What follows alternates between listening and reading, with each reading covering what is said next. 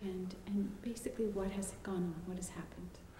Well, we're at Opaskwayak Cree Nation near the Pas in northern Manitoba. This is the northern part, really the center of the northern part of the Diocese of Brandon. And we were here in as one of the latest in a series of consultations about self-determination for this area. Specifically, what they've been doing is looking at the idea of becoming an area mission with an area bishop. This would be unique because it would involve a part of two different dioceses coming together and expressing themselves as one people, because there's the linguistic, cultural, and other aspects of unity that they have as Cree people. No, although there is one area mission now, Northern Ontario, which plans to become a diocese in the future. An area mission doesn't have to be a diocese. What it is an area that's formed by a particular mission. It's a mission-shaped area that has to do with geographic, cultural, ecological reasons it comes together. Now, this is really an innovation, so I'm talking about it like it's got a long history. It doesn't have a long history at all. It's something really that we're doing as a way for the Western system to interact with the Indigenous way of doing things. It's one of these innovative things that we have to jerry-rig to put two cultural systems, two legal systems, two philosophical systems, two theological systems to work together.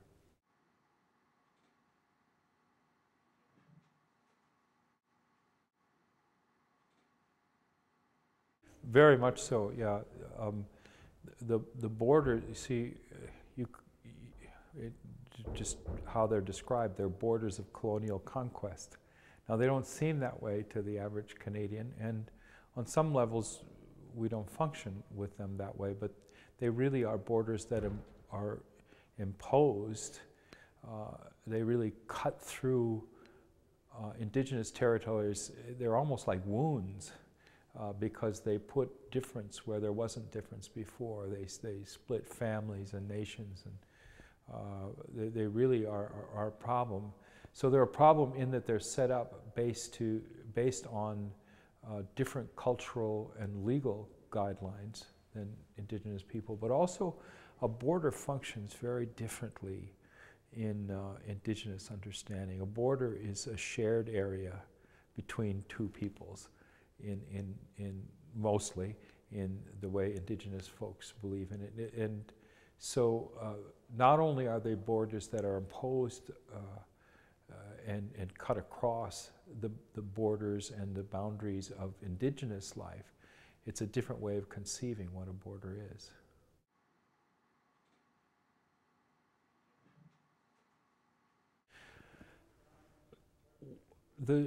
One of the things that Anglicanism has been very good at, when it does it, it's very good at it, it doesn't always do it.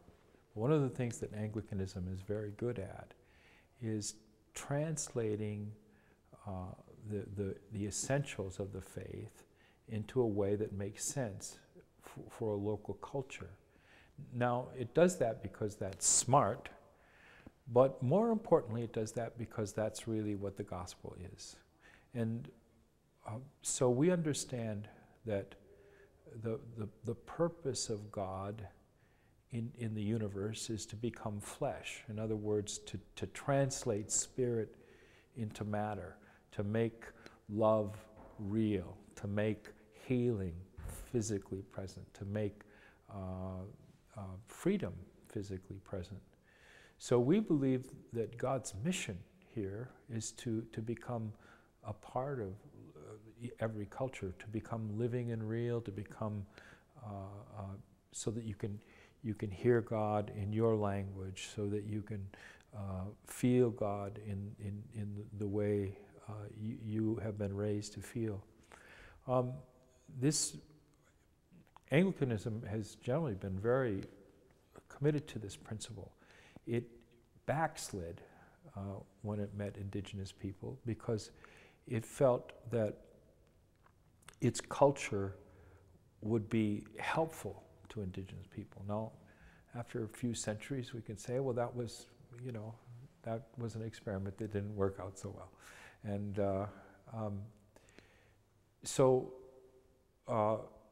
before, the way that that worked was that they wanted Indigenous people to mimic their church forms, their church structures, their way of meeting, their way of doing things, their way of preaching, praying, singing, etc., etc., etc.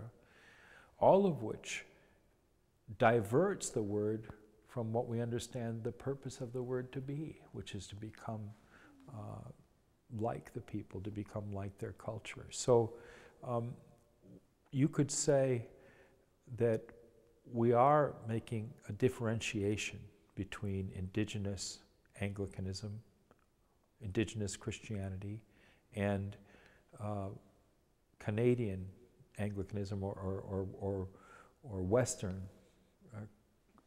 Christianity. We're making a differentiation there, but we believe that on some levels you could say that we're fulfilling it. We're finally fulfilling its promise for Canada and the Indigenous peoples of Canada. And, you know, of course, a lot of the nations that we're talking about, a lot of the First Nations we're talking about spill over into U.S. territory as well.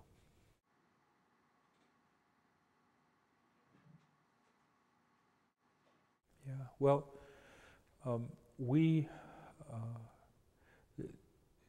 that's a very important question. You know, I once worked with a young man and we were studying the Bible, and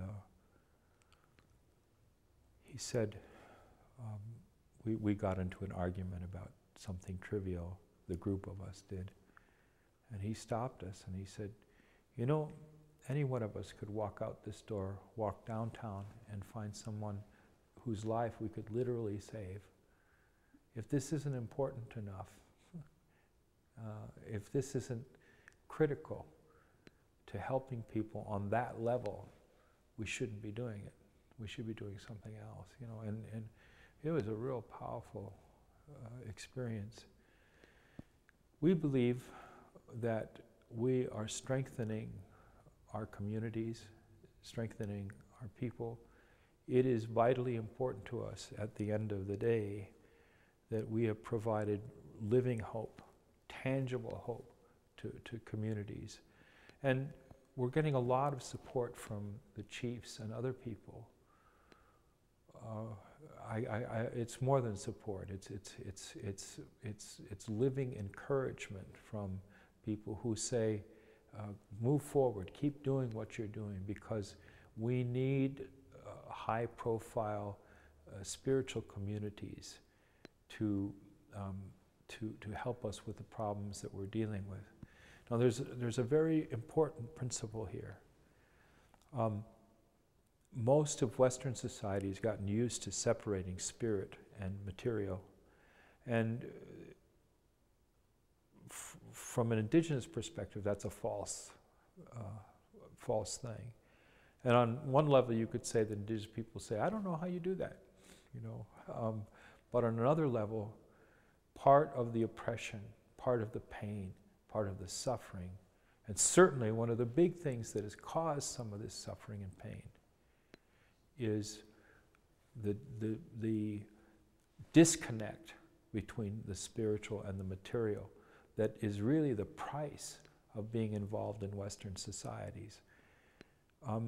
The elders are saying, don't give in, just keep on doing that. And so we see the kind of bringing together of spiritual and material that the church is all about. We see this as a way to heal some of the wounds that have happened over the past many centuries. So we see this as a hopeful thing for our communities, and as a way to heal.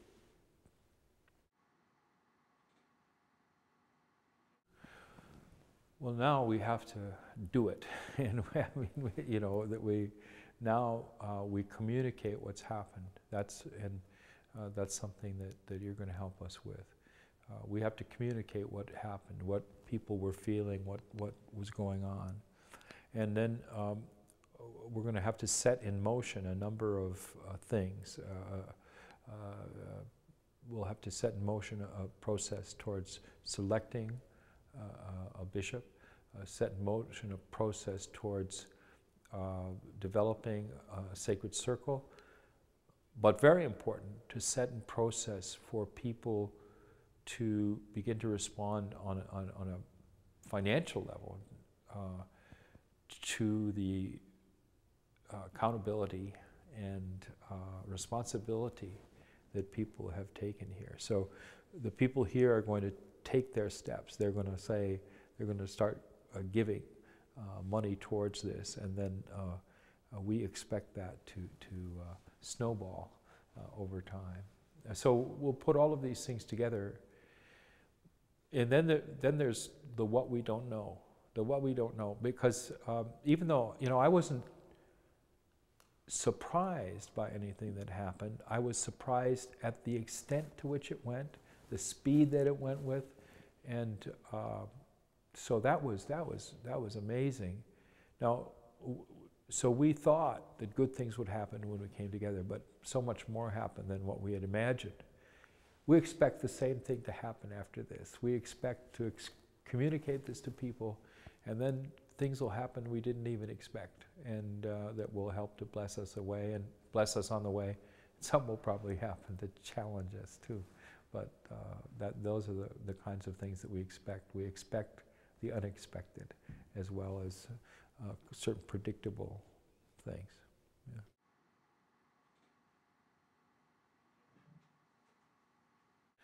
Well, that's a really great question.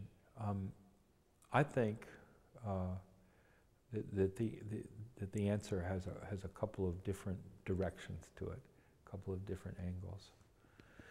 I think that we certainly need the prayer support and the spiritual support, but we also need a certain amount of understanding, because these are ideas and concepts that are not easy to get across.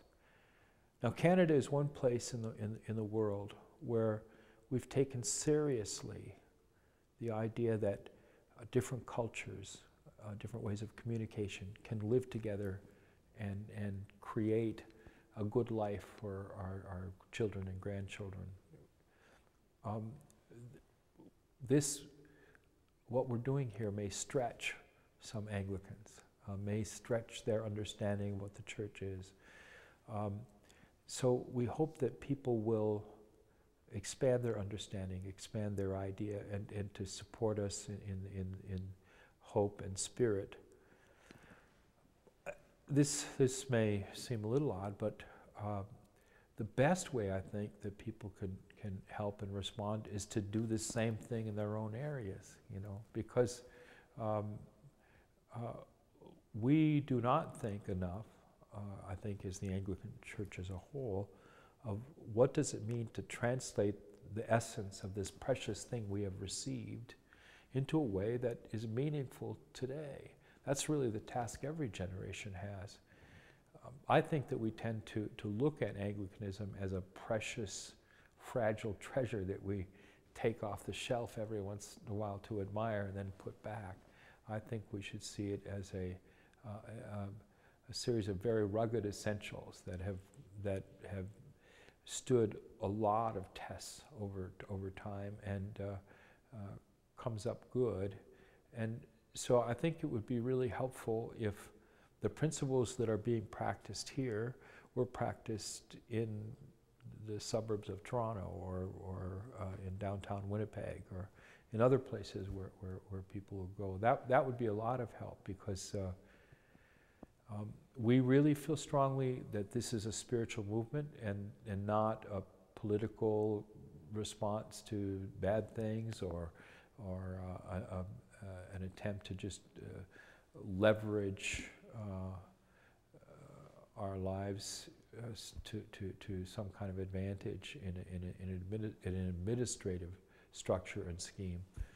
We really believe that we're being motivated by a sincere desire and of living hope that the joy and the peace that we receive from the Word of God can be translated in a new way, in a fresh way, in a way that benefits people's lives.